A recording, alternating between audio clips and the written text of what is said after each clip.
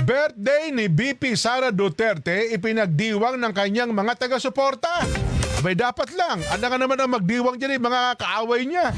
Ibabalita po yan ni Nori Fidel. Nori!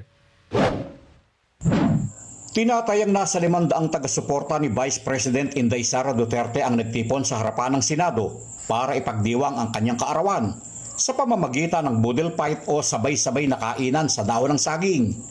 Makikita sa mahabang hapagkainan ang inihanda nilang simpleng pagkain gaya ng tuyo, inihaw na tilapia, itlog na maalat, kamatis, nilagang talong at nilagang okra, saging at kanin na masaya nilang pinagsalu-saluhan.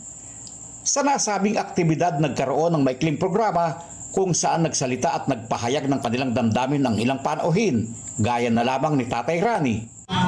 Magre-resume ang session ng Senate at alam naman natin na talagang hindi pinapayagan, ayaw talaga nila na matuloy yung investigasyon sa Blue Ribbon dun sa mga anomalya sa flood control program.